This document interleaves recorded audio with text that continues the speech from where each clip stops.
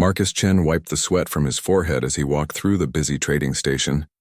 The air recyclers worked hard, but could never quite keep up with the smell of so many different species packed into one place. Humans mixed with tall, bird-like Cretal traders. Short, furry Bixians scurried between the legs of massive rock-skinned Gorlans.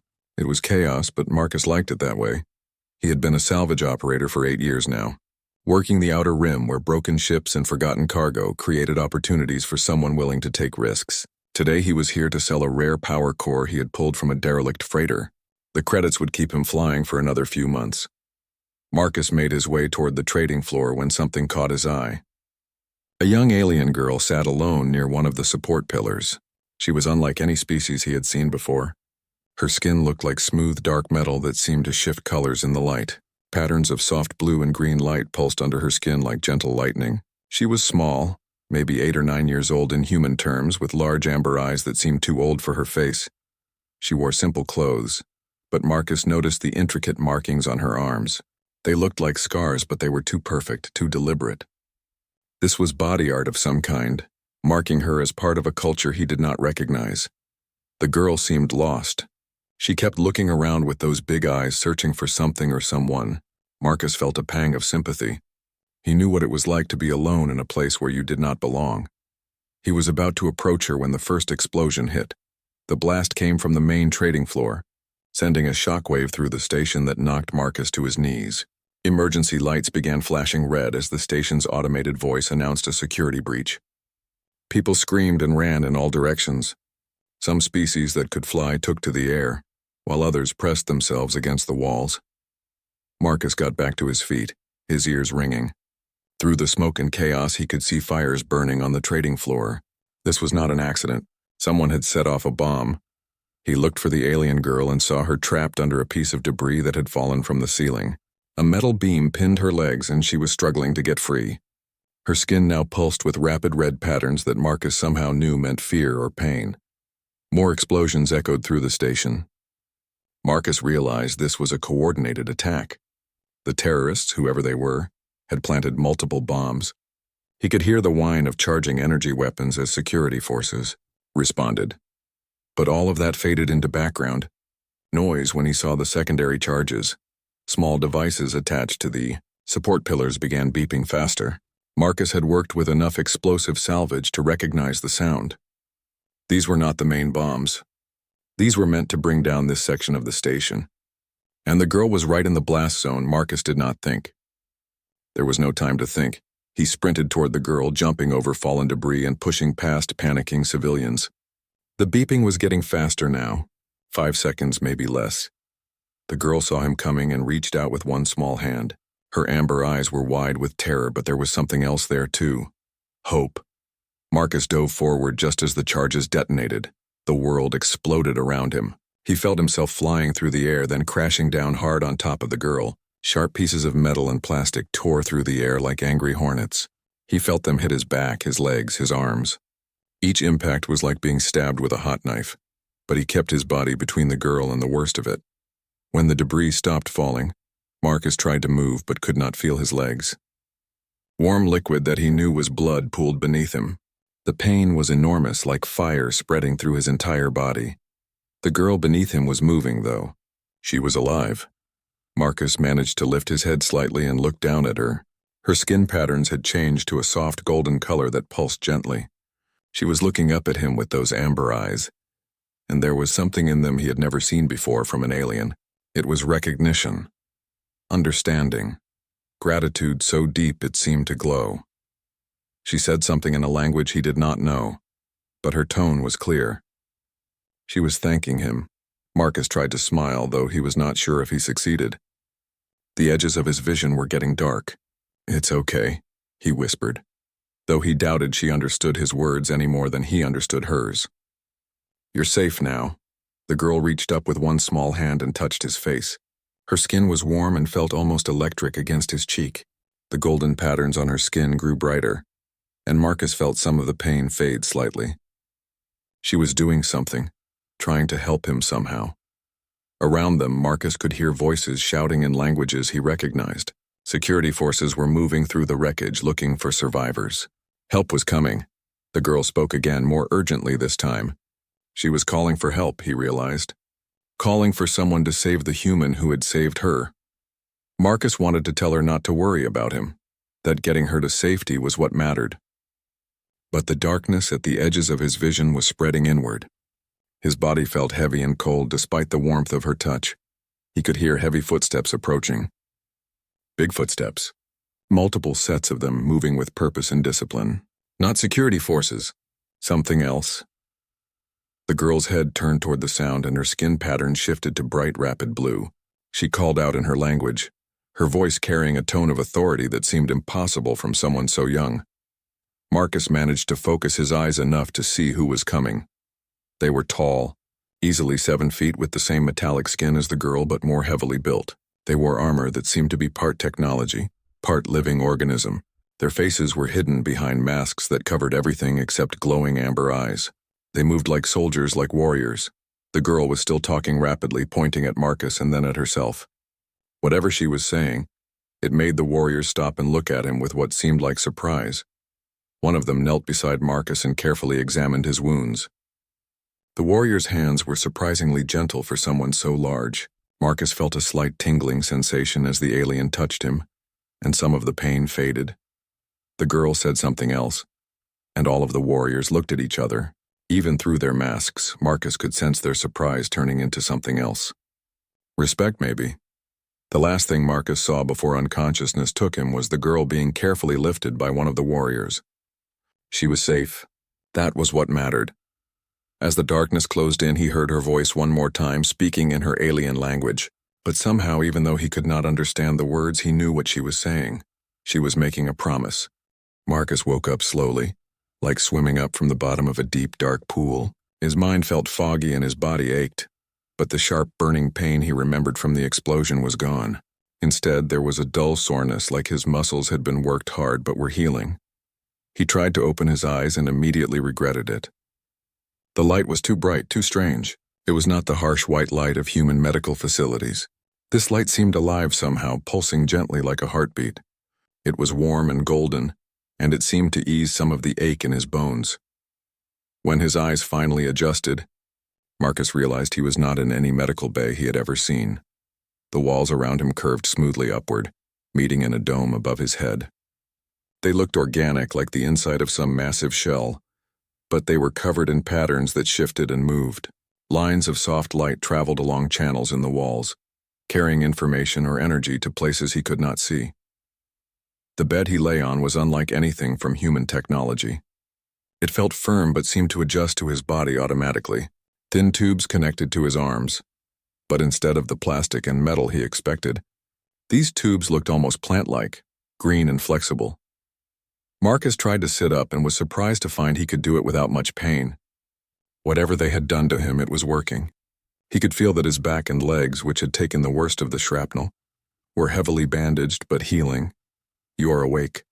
The voice came from behind him. Marcus turned and saw the girl from the station. She was older than he remembered, though that might have been because she was no longer trapped and terrified. She stood straight and proud, and there was a confidence in her bearing that had not been there before. Her skin still shifted with those beautiful patterns of light, but now they were calm, steady colors, mostly gold with touches of blue. "You," Marcus said, his voice coming out as a croak. "You're okay." The girl stepped closer. She was wearing different clothes now, more formal looking with the same intricate markings he had noticed before, but these seemed to have more of them and they were more complex. "I am Zareth of the Vekthari," she said. Her English was good, though she spoke with a careful precision that suggested it was not her first language. "You saved my life, Marcus Chen." Marcus blinked in surprise. "How do you know my name?" "We found your identification in the wreckage. We have learned much about you in the 3 weeks you have been healing." 3 weeks? Marcus tried to process this. He had been unconscious for 3 weeks? Zareth nodded. "Your injuries were severe. Our healers were not certain you would survive.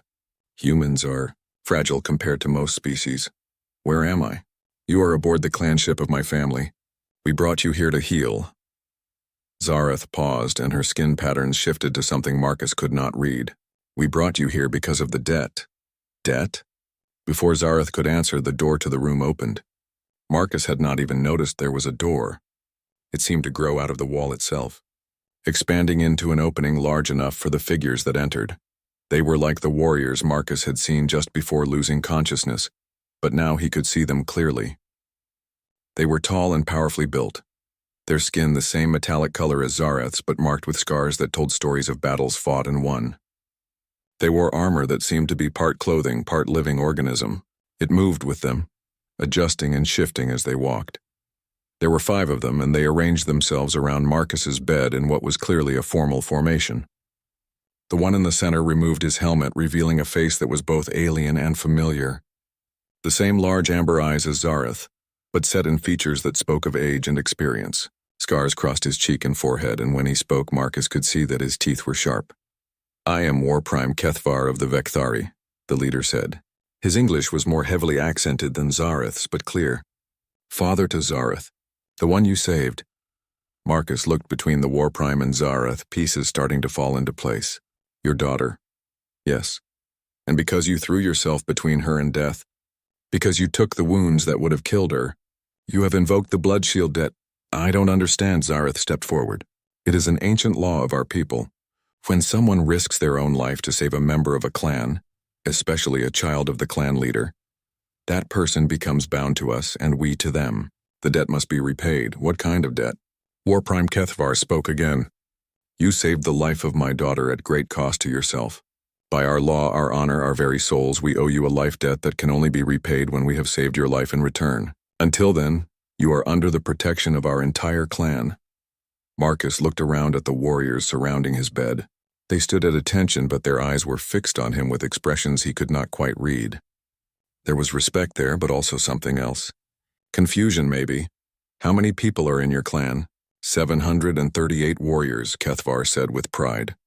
"Plus their families. Nearly 3,000 souls." Marcus felt dizzy, and it was not from his injuries. 3,000 people owe me a debt?"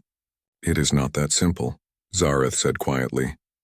"The debt is real and binding, but—" She looked at her father, who nodded for her to continue. "No alien has ever invoked the blood shield before. We do not know what it means for one who is not Vekthari." One of the other warriors stepped forward. He was younger than Kethvar, but moved with the same confidence. When he spoke, his tone was skeptical. "The blood shield is for warriors, for those who understand honor and strength.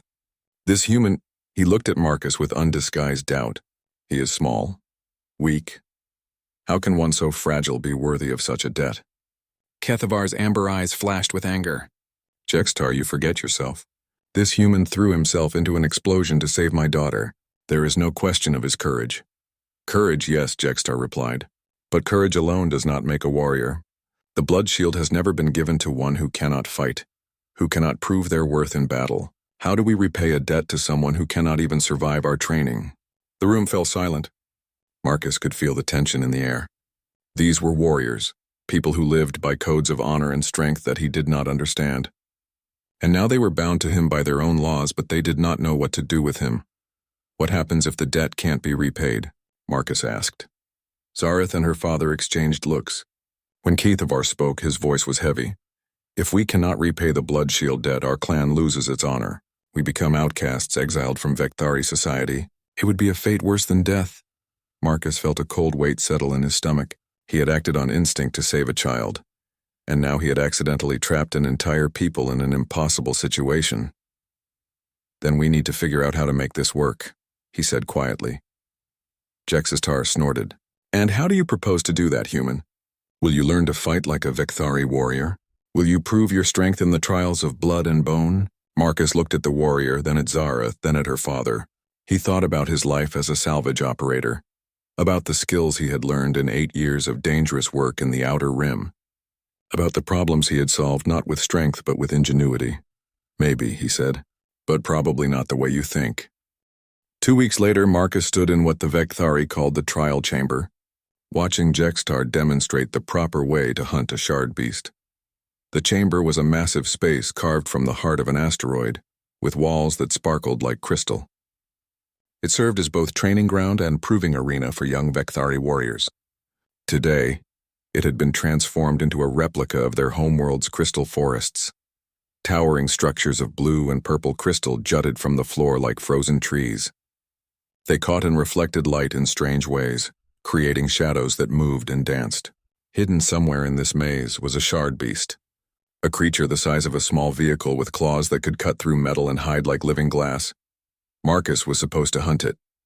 Watch and learn. Human, Jexitar said, hefting a weapon that looked like a cross between a spear and an energy rifle. This is how a real warrior handles prey.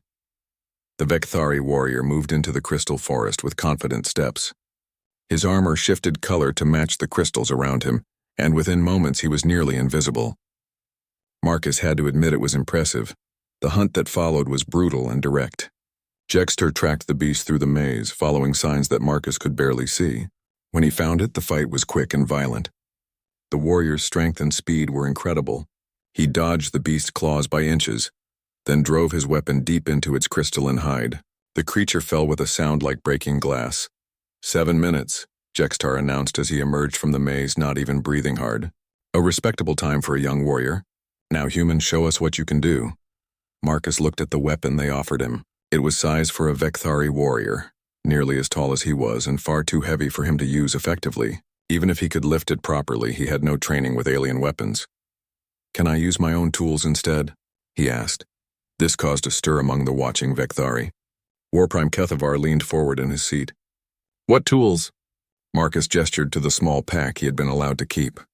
It contained the basic equipment of a salvage operator, a multi-tool, some wire, a small plasma cutter, a scanner, and various bits of metal and plastic that might be useful for repairs. Junk, Jextar said dismissively. How will scraps of metal help you fight a shard beast? We'll see, Marcus said. He entered the crystal maze and immediately realized that trying to fight the creature like Jextar had would be suicide. The shard beast was faster and stronger than any human could be. Its claws could tear him apart before he got close enough to use a weapon. But Marcus had not survived 8 years as a salvage operator by fighting fairly. He spent the first few minutes just observing. The crystal forest was beautiful, but it was also a machine. The way the crystals were arranged created patterns of light and shadow. Sound echoed strangely, bouncing off the crystal surfaces in ways that could be predicted if you understood the geometry. Marcus pulled out his scanner and began mapping the space. The Vekthari technology was impressive, but it followed logical principles. Everything was connected. The crystals were not just decorative. They were part of a larger system. When he found the shard beast, Marcus did not attack it. Instead, he watched. The creature was magnificent in its own deadly way. Its body was covered in crystal scales that made it almost invisible against the background. It moved with fluid grace, and its eyes glowed with an inner light that suggested intelligence. But it was also predictable. It followed patrol routes through the maze, returning to the same resting spots, investigating the same areas where previous prey had hidden. It was a hunter, but it was also a creature of habit. Marcus began to work. Using his plasma cutter, he carefully weakened several crystal formations along the beast's patrol route, not enough to make them fall immediately, but enough that a sudden vibration would bring them down. He used wire to connect these weakened points to a central trigger point where he could collapse multiple crystal trees at once. He scattered pieces of metal from his pack in specific locations, creating a trail that would lead the beast exactly where he wanted it to go. The metal would reflect light in ways the beast would find curious, drawing it forward step by step. Finally, he used his multi-tool to reprogram one of the chamber's light sources. It took some time to figure out the Vekthari control systems, but the principles were similar to technology he had worked with before. Soon he had the light cycling through patterns that would confuse the beast's crystal-adapted vision. When everything was ready, Marcus triggered his trap. The shard beast followed the trail of metal scraps, moving steadily toward the trap zone. When it reached the center point, Marcus activated the light pattern. The beast paused, confused by the shifting illuminations. That was when Marcus pulled his wire trigger. Crystal formations collapsed around the beast like a choreographed avalanche. The creature tried to escape, but Marcus had planned for that too. Every escape route led to another collapsing crystal, herding the beast toward the center of the trap. When the dust settled, the shard beast was trapped under a cage of fallen crystal, alive but unable to move. It had not been harmed, just captured. Marcus walked over to where it lay and placed a small device from his pack on its head. The device hummed softly, and the beast's struggles gradually ceased. It fell into a peaceful sleep. 18 minutes, Marcus announced as he emerged from the maze. But it's alive and unharmed. You can use it for training other warriors. The silence in the chamber was complete. Jexitar stared at him with an expression Marcus could not read. You did not kill it. Didn't need to, Marcus said. The trial was to capture a shard beast, right? I captured it, but how? This came from a young Vekthari warrior in the audience. You have no strength, no speed. You carry no proper weapons. Marcus held up his multi-tool. I used what I had. The crystal forest is a system. Every system has patterns, and every pattern can be used if you understand it well enough. Zareth stepped forward from where she had been watching. Her skin patterns showed excitement. You turned the environment into your weapon. Exactly. Why fight the beast's strengths when I can use its habits against it? Why risk injury when I can make it trap itself? War Prime Kethvar stood slowly. This is not how we do things. No, Marcus agreed. But it worked. Jexitar shook his head. You avoided the true test. A warrior faces his prey directly with honor. What you did was trickery. It was adaptation, Marcus replied. Every species has different strengths. Vekthari are strong and fast and brave. Humans are creative. We solve problems by thinking around them instead of through them. And what happens when creativity is not enough? Jexitar demanded. What happens when you face an enemy that cannot be tricked? Marcus thought about this seriously. Then I find another way. Or I learn to fight differently. Or I find allies who can do what I cannot. He looked around at the assembled warriors. That's what humans do. We adapt. Another young warrior spoke up. Could you teach this? This way of thinking? Before Jexitar could object, Kethvar held up a hand. An interesting question. He looked at Marcus with new attention. Could you teach a Vekthari to think like a human? Maybe, Marcus said. If they could teach me to fight like a Vekthari. This caused more discussion among the warriors. Marcus could not follow all of it, but he could see that opinion was divided. Some seemed intrigued by what he had done. Others appeared offended by his unconventional approach. Zareth moved to stand beside him. I would like to learn, she said clearly. I would like to understand how humans think. Zareth, her father warned. The old ways have served us well for generations. The old ways are good, she agreed. But perhaps new ways could be good too. Perhaps there is strength in thinking differently. Marcus looked at the young Vekthari woman, remembering the frightened child he had protected from the explosion. She had grown since then, not just in age, but in confidence and understanding. I think, he said carefully, that strength comes in many forms, and maybe the strongest people are those who can learn from each other. Kethvar considered this for a long moment. When he finally spoke, his voice carried the weight of decision. Very well, you will train with us, human Marcus Chen. Learn our ways of strength, and we will learn your ways of creativity. Perhaps together we can find new forms of honor. Jexitar looked unhappy, but he bowed to his War Prime's decision. It will be interesting, he said, though his tone suggested he had doubts about what kind of interesting it would be. As the assembly dispersed, Zareth lingered. That was well done, she said quietly. You showed them that being different does not mean being weak. I just solved a problem the way I knew how, Marcus replied. Same as anyone would. No, Zareth said, her skin pattern shifting to warm gold. Not anyone. That is what makes it special. Marcus was teaching a group of young Vekthari warriors how to improvise weapons from salvaged parts when the alarm began to sound. It was not the gentle chimes that usually marked training periods or mealtimes. This was a harsh, urgent wailing that made Marcus's teeth ache. Around him, the Vekthari warriors immediately snapped to attention, their skin patterns shifting to the rapid red flashes that meant danger. Zareth, who had been working alongside Marcus on a puzzle involving mechanical locks, looked up with concern. Battle alert, she said simply. Within minutes, all warriors had gathered in the main assembly hall. War Prime Kethvar stood at the center, his armor fully deployed and his expression grim. Behind him, a massive display showed star charts and tactical information that Marcus was still learning to read. Brothers and sisters, Kethvar began, his voice carrying clearly through the chamber. We have received intelligence that concerns our very survival. The attack on the trading station where Marcus saved my daughter was not random terrorism. It was a probe. The assembled warriors stirred uneasily. Marcus could see tension in their postures, in the way their skin patterns flickered between colors. A probe by whom? Called out one of the senior warriors. The hegemony. The name hit the assembly like a physical blow. Marcus had heard whispers of the hegemony during his time with the clan, but never the full story. From the reaction of the warriors, it was clearly something terrible. Jexitar stepped forward from the crowd. Warprime, are you certain? The hegemony has not moved against any of the Outer Rim clans in over a decade. I am certain, Kethvar replied grimly. Our scouts have intercepted communications. The hegemony has decided that the Outer Rim species are unworthy of continued existence. They plan to cleanse this sector of what they call inferior genetics. Marcus felt a chill run down his spine. He had heard this kind of language before in human history. It never ended well. What are their numbers? Asked another warrior. Significant. Intelligence suggests they are deploying a full battle fleet. 200 ships including dreadnoughts and planet crackers.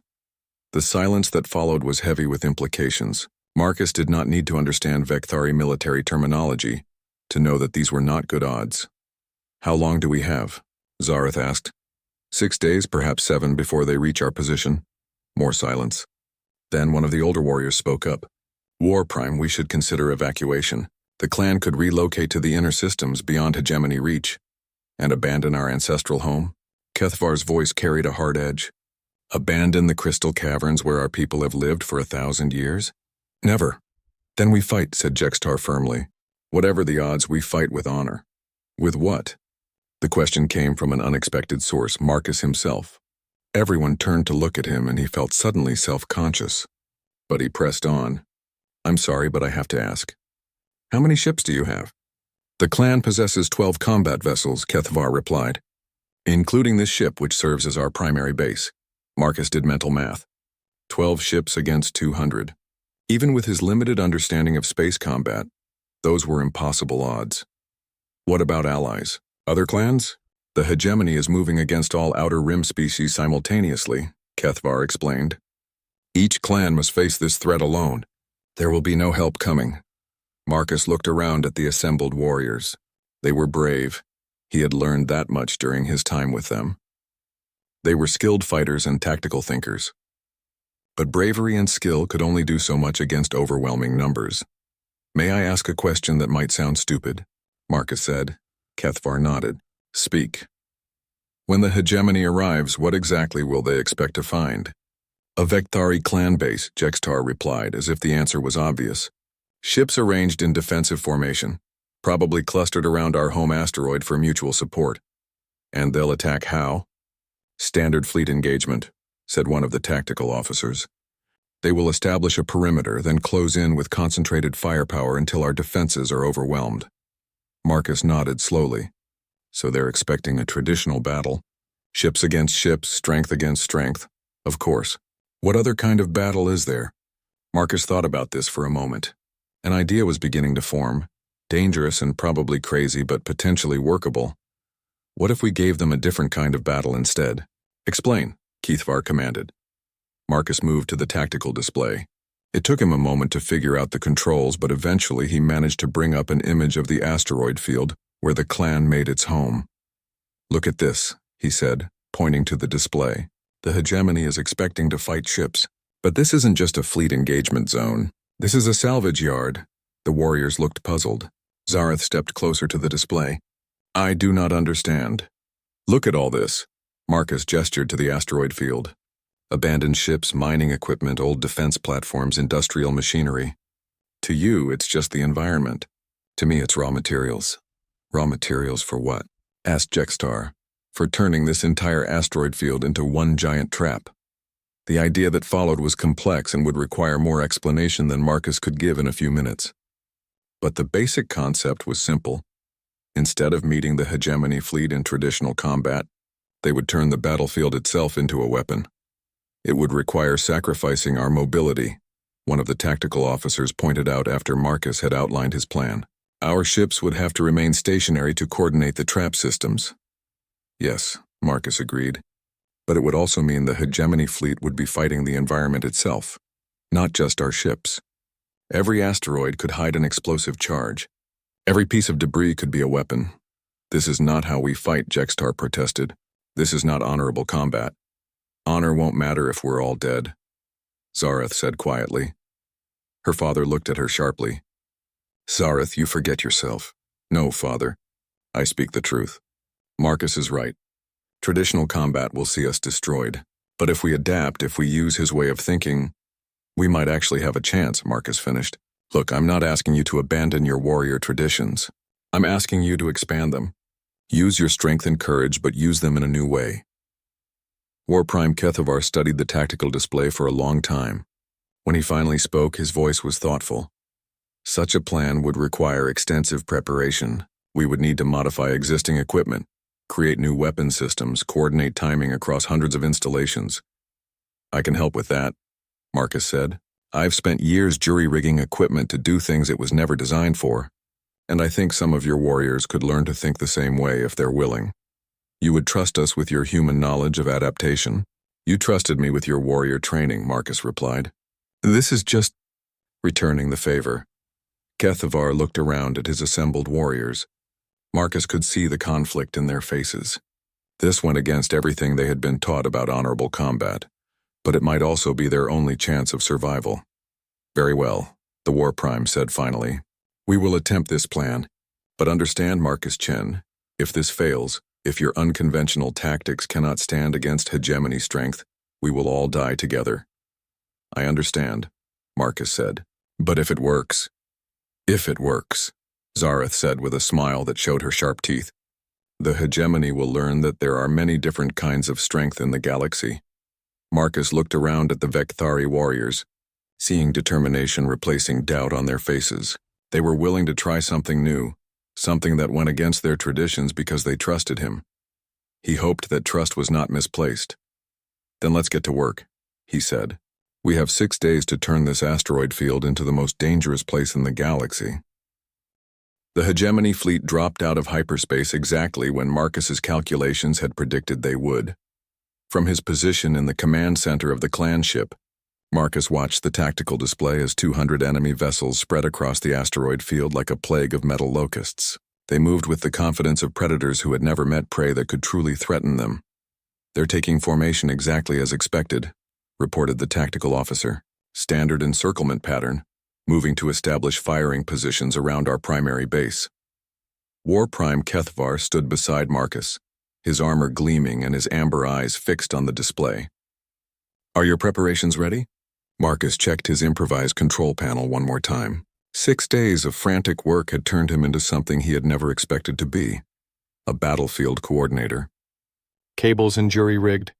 Connections linked his human-designed systems with Vekthari technology in ways that probably violated every engineering standard both species had ever developed.